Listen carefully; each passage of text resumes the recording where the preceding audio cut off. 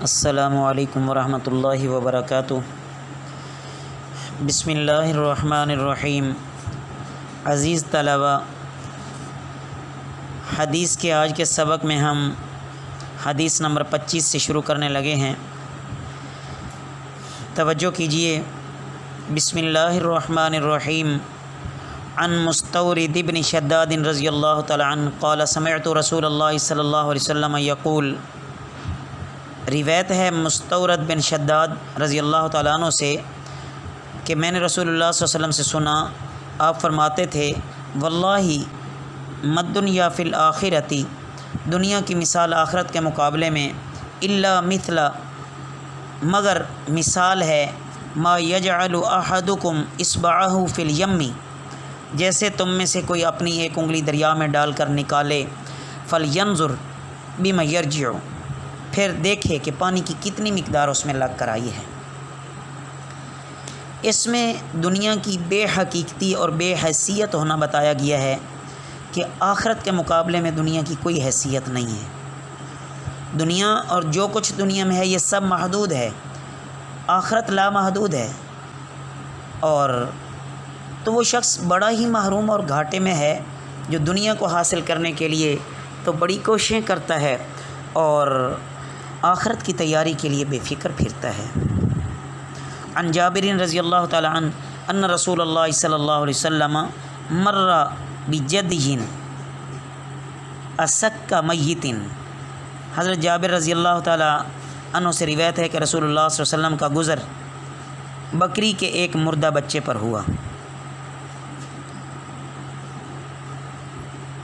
فقال ایکم یحب ان ھذا لہ بدرہم، تو آپ صلی اللہ علیہ وسلم نے فرمایا تم میں سے اس مرے ہوئے بچے کو صرف 1 درہم میں خریدنا کون پسند کرے گا؟ فقالوا، صحابہ رضی اللہ تعالیٰ عنہم اجمعین نے عرض کیا ما نحب انہ لنا بشیء، کہ ہم اس کو کسی قیمت پر بھی خریدنا نہیں پسند کریں گے۔ قال، آپ صلی اللہ علیہ وسلم نے فرمایا فواللہ، پس اللہ کی قسم، للدنیا اہون علی اللہ من ھذا علیکم، اس سے زیادہ ذلیل اور بے قیمت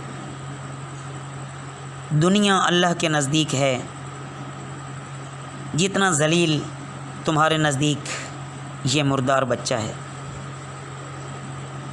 آپ صلی اللہ علیہ وسلم کو آپ صلی اللہ علیہ وسلم صحابہ کو متوجہ کر کے ایک اہم سبق دینا چاہ رہے تھے کہ یہ مردار بچہ جو تمہارے نزدیک اس قدر ذلیل ہے، حقیر ہے، اسی قدر اللہ کے نزدیک دنیا حقیر اور ذلیل ہے، اس لیے اپنی طلب اور فکر کا مرکز دنیا کو نہ بناؤ بلکہ آخرت کے طالب بنو۔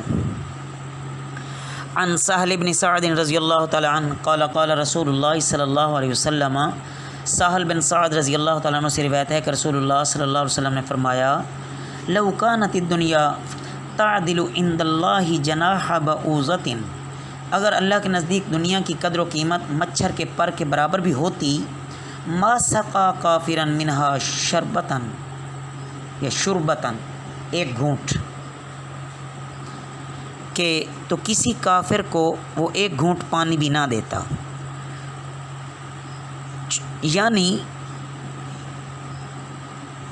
اللہ کے نزدیک دنیا نہایت ہی حقیر اور بے قیمت چیز ہے، اگر اللہ کے ہاں اس کی کوئی اتنی بھی قدر اور قیمت ہوتی جتنا کہ ایک مکھی یا مچھر کا پر ہوتا ہے تو اللہ اپنے دشمنوں کو ٹھنڈے پانی کا ایک قطرہ بھی نہ دیتے۔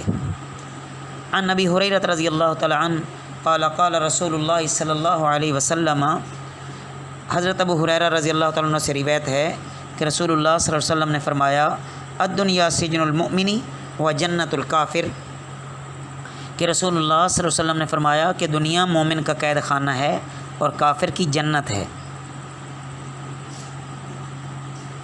دنیا کو اگر اپنی جنت سمجھنے لگ جائیں اور اس سے اپنا دل لگا بیٹھیں تو یہ ایک کافرانہ طریقہ ہے۔ یہ حدیث ایک آئینہ ہے، آئینہ جس میں ہر مومن اپنا چہرہ دیکھ سکتا ہے کہ اگر اس کے دل کا تعلق اس دنیا کے ساتھ ہے جو قید خانہ ہے اور اس قید خانہ کے ساتھ تو پھر قیدی کا تعلق ہوتا ہے، تو وہ پورا مومن ہے۔ اور اگر اس نے دنیا سے اپنا دل ایسا لگا لیا ہے کہ اس کو اپنا مقصود و مطلوب سمجھ لیا، تو یہ حدیث پھر بتاتی ہے کہ اس کا یہ حال کافرانہ ہے، اور پھر اللہ سے توبہ کرنی چاہیے اور اپنی اصلاح کی فکر کرنی چاہیے۔ عن نبی موسیٰ رضی اللہ تعالیٰ عنہ قال قال رسول اللہ صلی اللہ علیہ وسلم من احب دنیاہ اضر بآخرتہ۔ حضرت ابو موسیٰ رضی اللہ تعالیٰ عنہ سے روایت ہے کہ رسول اللہ صلی اللہ علیہ وسلم نے فرمایا، جو شخص دنیا کو اپنا محبوب بنائے گا وہ اپنی آخرت کا نقصان کرے گا۔